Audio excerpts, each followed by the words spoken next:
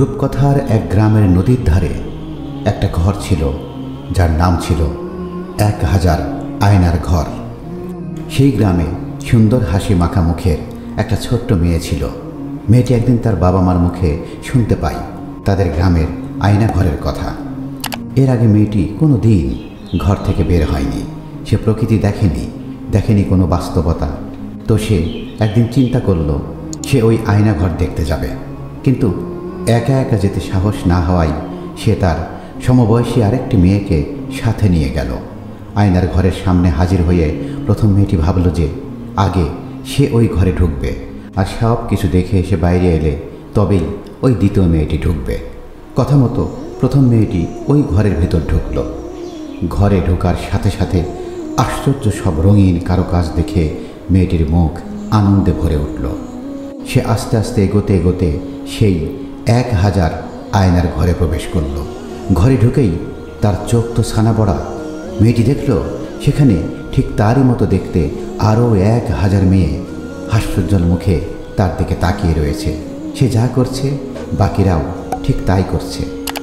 মেয়েটি এবারে সব কিছু দেখে অনেক আনন্দ পেয়ে বাইরে চলে এলো এবং তার সাথীকে সব ব্যাপারে খুলে বলল এবং বলল, এমন সুন্দর জায়গা আমি আগে কখনোই দেখিনি। সুযোগ পেলেই এবার থেকে আমি এই জায়গায় চলে আসব।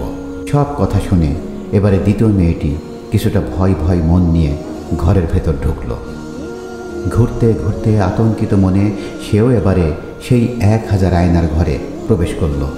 ঘরে ঢোকার সাথে সাথে মেয়েটি ভয় পেয়ে গেল। ভয়ে মুখ ফ্যাকাশে হয়ে গেল, আতঙ্কিত হয়ে উঠল চোখ।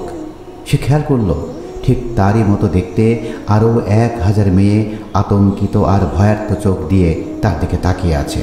মেয়েটি যেই ভয়েতে 2 হাত তুলে বলছে, তোমরা কারা?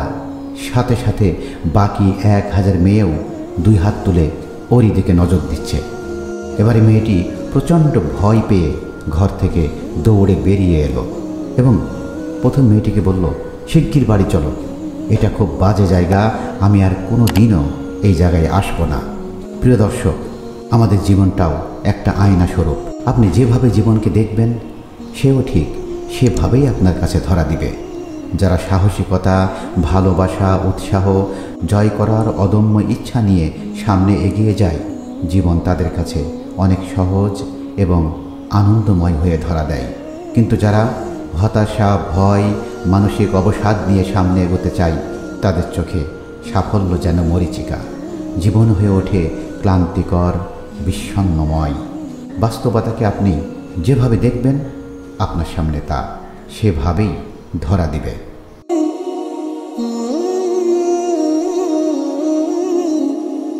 Mm-hmm.